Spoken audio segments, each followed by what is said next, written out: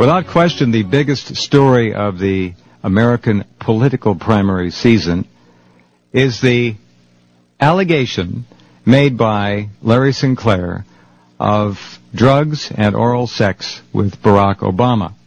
The story has been suppressed, as you well know. The Globe, an American tabloid, has come out with its second edition on this story. The headline, Obama Caught Up in Gay Murder Probe. The story just got a lot bigger. Pastor James Manning has come forward and made allegations which back up Larry Sinclair's that Barack Obama is bisexual, homosexual, or gay, whatever your preference. Pastor Manning, thank you for being here. You are making statements here that, again, mirror and echo those of Larry Sinclair. Absolutely. Well, let me say this. My statements are as solid as a rock. And at the opportune time, I will demonstrate them, as I did when I made statements regarding his mother and about himself and his father and what went on in that relationship when they first came together. And I also stated then that I would only make my proof of my statements available at the opportune time for several reasons. One is the Obama campaign is a very shrewd campaign, and they're able to circumvent you. If you put your information out, and if you're not fully protected with it, they know how that David Axelrod and all that crowd knows exactly how to circumvent.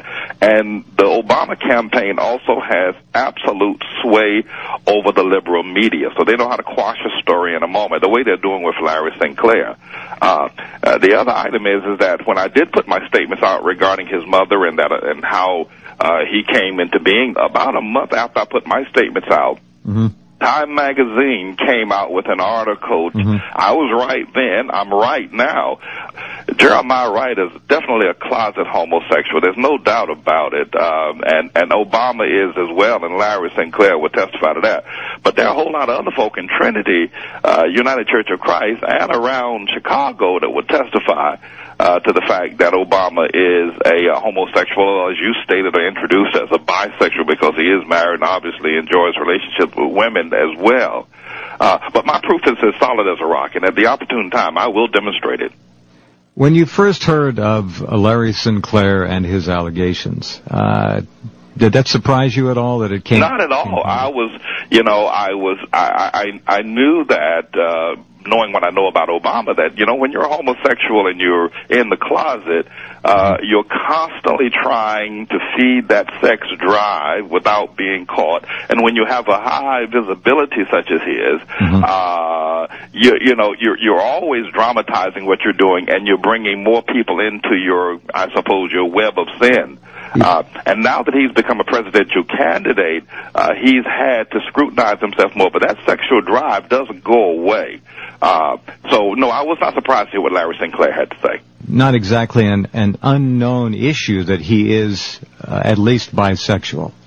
Everybody knew about Clinton's problems while he was governor, and as he was running for president, everyone knew about them. It's just that, these people are able to manage the press. That's why I'm carefully guarding the things that I say or demonstrating my proof. They're able to manage the press in such a way and public opinion in such a way as to, even though these things are well known, they're able to squash it in such a way as to make the people who come out and make statements look foolish. Right. So I'm watching myself very carefully.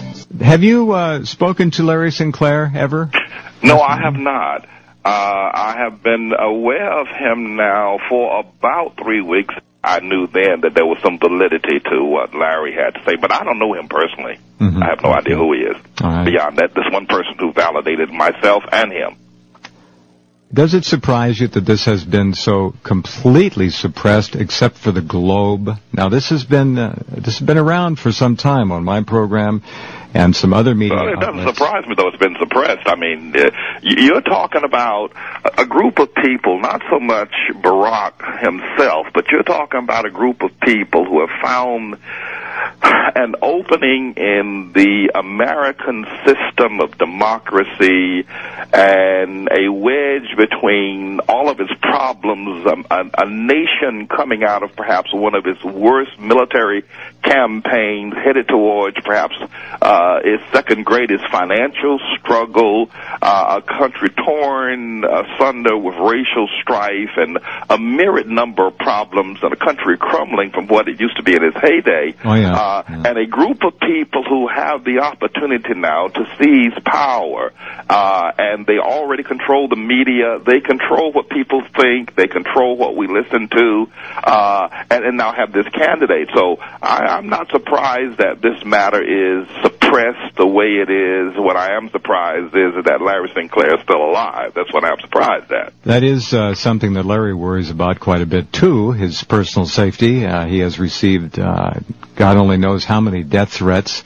There certainly is a very powerful cabal interested in electing Barack Obama to the White House. These people certainly obviously have their hands on the majority, if not the overwhelming dominance of the American mass media, hence the oblivion status of the story. I think that Larry Sinclair would do very well to go to Washington, D.C. with proper protection to the National Press Club and call for a national press conference and make his statements and allegations right there. Would you, sir, be willing to appear at such a press conference, should there be one? Yes, I would. Without hesitation, I would definitely appear. All right. I think that's something the American people have a right to know. Now, one's personal sexual preferences, religious issues aside for a moment, at very high levels of government in this country, obviously open them up to political blackmail. Absolutely. That is one key issue. Just one. We're looking at a very dangerous situation here with respect to Reverend Wright and his homosexual relationship with Senator Obama. And I'm afraid that the issues that and the people that are aware of Obama's homosexuality, they're not using it now, but they're not his friend, and he understands that as well. They have been. He's now isolated from Reverend Wright, so blackmail is a high possibility and can certainly sway our nation in the wrong way. And people who we would not think would be pulling strings will certainly be doing so. Understand.